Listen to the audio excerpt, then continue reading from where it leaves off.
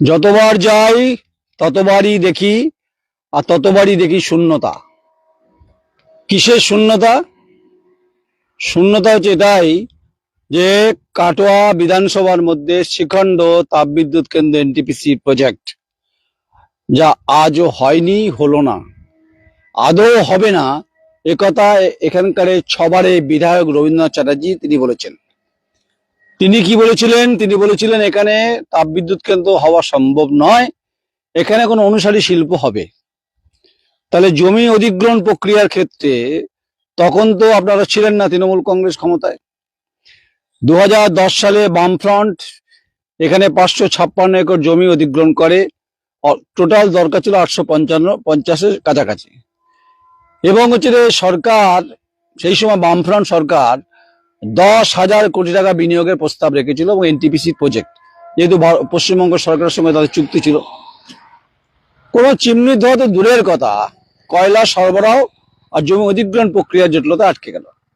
11 সালে তৃণমূল কংগ্রেস ক্ষমতা এলো, আর মমতা বন্দ্যোপাধ্যায়, আমি তো বহুবার বলেছি এই সংবাদটা, মমতা বন্দ্যোপাধ্যায় এই জমি এখানে কিছু দিলেন, 100 একর জমি দিয়েছেন। তাহলে এখানকার যিনি ছবারের বিধায়ক মাননীয় রবীন্দ্রনাথ চ্যাটার্জি, আপনাকে প্রশ্নের উত্তরটা তো চাইবেই সবাই, আর প্রশ্নের উত্তর আমি চাইছি। উল্টো দিকে হচ্ছে ট্রেন যাচ্ছে, বর্ধমান কাটোয়া ট্রেন। তো সেটা হচ্ছে এখানে যদি এই তাপবিদ্যুৎ কেন্দ্র গড়ে উঠতো, তাহলে জনজীবন, ব্যবসা বাণিজ্য, অর্থসামাজিক, এই যে ট্রেন যাচ্ছে, হচ্ছে বর্ধমান কাটোয়া ট্রেন, আওয়াজ পাচ্ছেন দর্শকরা? একটা দারুণ প্রজেক্ট যদি এখানে হতো, এটার জন্য রেসপন্সিবিলিটি কার? এটা কি বামফ্রন্ট ভুল করেছিল? এই 2010 সালে 556 একর এনটিপিসি প্রজেক্ট 1320 মেগাওয়াট ভুল করেছিল, নাকি তৃণমূল কংগ্রেসের ক্ষমতার 15 বছরের জমি 100 একর দেওয়ার পরও, সামথিং কিছু অরূপ রায়চৌধুরীকে আনার পরও এনটিপিসি প্রজেক্টটা হয়নি? এই জবাবটা মুখ্যমন্ত্রী মমতা বন্দ্যোপাধ্যায়কেও দিতে হবে। এখানকার যিনি বিধায়ক রবীন্দ্রনাথ চ্যাটার্জি, ছবারের বিধায়ক, বারবার নির্বাচন আসেন আর মহামিছিল করেন আর বলেন যে অনেক কথা। তাহলে সিপার জাজিগ্রাম ফ্লাইওভার কবে হবে? কাটোয়া স্টেশনের যে ফ্লাইওভার কবে হবে? আপনি বহুবার আমাকেই সাক্ষাৎকারে বলেছেন। কাটোয়ার যানজট মুক্ত কবে হবে? কাটোয়াতে সিন্ডিকেট রাজ মুক্ত কবে হবে? ভাগীরথীর বালি লুট মুক্ত কবে হবে? এই অভিযোগগুলো আমি বলছি না, এখানকার মানুষ বলছে। ছিলাম শিখণ্ডে, চলে গেলাম বালি লুটে। ব্যাপারটা হচ্ছে সাইজ করে দিই ব্যাপারটাকে। তাহলে কাটোয়ার শিখণ্ড তাপবিদ্যুৎ কেন্দ্র আপনি করতে পারলেন না, আর আপনি বারবার করে স্থবিরতা তৈরি করছেন, বারবার বলছে এখানে হবে না। তাহলে কি হবে? এখানে মূলো চাষ হবে নাকি পালং চাষ হবে? এখানে এত বড় জমিতে এই জমিটা, এই প্রজেক্টটা করতে পারলে আপনারা তো আরো বহুদিন এখানে আপনারা কাজ করতে পারেন। এখানকার ছেলেমেয়েরা চাকরি পেত, এখানে চিমনি ধোয়া উঠতো, এখানে বিদ্যুৎ উৎপাদিত হতো। এই বিদ্যুৎ এখান থেকে পাওয়ার গ্রিডের মাধ্যমে পার্শ্ববর্তী দেশ বাংলাদেশ, ঢাকা, রাজশাহী, ময়মনসিংহ, চট্টগ্রাম এবং ভুটান আমরা বিদ্যুৎ বিক্রি করতে পারতাম। আর বিদ্যুৎ বিক্রি করলে আমরা আর্থিকভাবে লাভবান হতাম, আমাদের রাজস্বের যে বড় একটা শূন্যতা সেটা পূরণ হতো। দায়ী তার জন্য তৃণমূল কংগ্রেসের এই 15 বছরের। এ কারণেই মানুষ সে কথাই বলছেন। আমি যাচ্ছি না বাকি বিস্তারিত বিবরণ, পশ্চিমবঙ্গে কি হয়েছে শিল্পের পরিস্থিতি।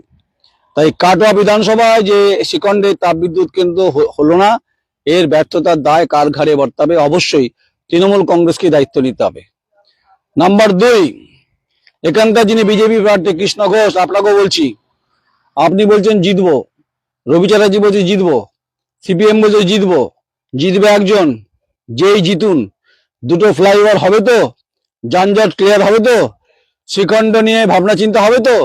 যদি হয় ভালো। পর্যটন শিল্প করবেন, দুজনেই বলছেন।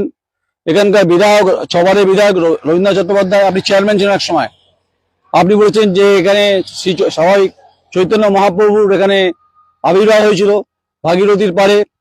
এখানে পর্যটন শিল্পের কথা বলছেন, কিন্তু ভারী শিল্পটা কেন হলো না? জমি এখানে পড়ে আছে। তাই সামগ্রিকভাবে শিখণ্ডে তাপবিদ্যুৎ কেন্দ্র হয়নি, এর দায় অবশ্যই তৃণমূল কংগ্রেসের ঘাড়ে বর্তাবে, তা নিয়ে কোনো সন্দেহ নেই। কারণ এখন বামফ্রন্ট সরকার নেই। প্রশ্ন করবেন হয়তো 2010, তখন doctor Manmohan Singh UPA government, ঠিক আছে, তখন আপনাদের নেত্রী মমতা বন্দ্যোপাধ্যায় ইউপিএ 2-তে পার্টনার। 2004-এ যে বামেরা 4 থেকে 9 থেকে 14 পর্যন্ত, 14-র আগে যদিও 11 সালে চলে আসে মমতা বন্দ্যোপাধ্যায়, তখন আবার রেলমন্ত্রী হন। তাহলে ডক্টর মনমোহন সিং এর জমানায় মমতা বন্দ্যোপাধ্যায় ছিলেন, আর আপনারা 15 বছরে কিছু করতে পারলেন না। এই সমস্ত দায়িত্ব রবীন্দ্রনাথ চ্যাটার্জি আপনাকে, কাটোয়ার বিধায়ক, আপনাকে নিতে হবে। এবং আপনি এবারে নির্বাচনে এই ইস্যুটা কি রাখছেন যে হ্যাঁ শ্রীখণ্ডে তাপবিদ্যুৎ কেন্দ্র হয়নি, কিন্তু অন্য শিল্প হবে। কি শিল্প হবে সেটা পরিষ্কার করতে হবে। কি হবে? এখানে মোটরের চাষ হবে, এখানে কি সবজি হবে এত বড় জমিতে, নাকি গোবিচরণ ক্ষেত্র হবে? মানুষ শুধু নীরব নিস্তব্ধ শুধু প্রশ্ন করে যায়, উত্তর পাওয়া যায় না। আর পেশি শক্তির বাহুবলী আস্ফালন এখানে কাটোয়াতে শোনা যায়, গোঙানি আওয়াজ শোনা যায়। কাটোয়া বোমা বিস্ফোরণের গল্প আমাদেরও প্রত্যেকের মনে আছে। কাটোয়া ট্রেনে বিস্ফোরণ, সেটা আগুন জ্বলে গেল, সেটাও মনে আছে। গুরুত্বপূর্ণ হচ্ছে ট্রেন লাইন, সেটাও গুরুত্বপূর্ণ, কারণ এই শ্রীখণ্ড একটাই যে পর্যন্ত এনটিপিসি হতো, এখানকার চাল চেহারা চরিত্র সমস্ত পাল্টে যেত। তাহলে সমস্ত দায়িত্ব এলাকার বিধায়ক আপনার ঘাড়ি বর্তাবে। মানুষ নীরব থাকছে, প্রশ্ন করছে না। তাই বাকি অন্যান্য ইস্যুতে আসছি না। দুটো ফ্লাইওভার কবে হবে, সিপার জাজিগ্রাম আর কাটোয়া ফ্লাইওভার, এটা উত্তর আপনি দেবেন। যানজট কবে মুক্ত হবে, এটা উত্তর দেবেন। এবারে নির্বাচন কিন্তু টাফ নির্বাচন আপনার কাছে, অন্তত আপনি 6বারে বিধায়ক হতে পারেন, কিন্তু এবারে রবীন্দ্রনাথ চ্যাটার্জি আপনাকে বলছি, বিধায়ক সম্মানীয়, আপনাকে আমি চিনি, সবাইকে চিনতেই পারি, কিন্তু এবারে নির্বাচনে শাসক দল তৈরি পার করতে পারবে কিনা বা বিজেপি পার করতে পারবে কিনা সেটা ঠিক করবে রাজনৈতিক দল নয়, মানুষ। নমস্কার, আমি নয়ন রায়, শ্রীখণ্ড, কাটোয়া।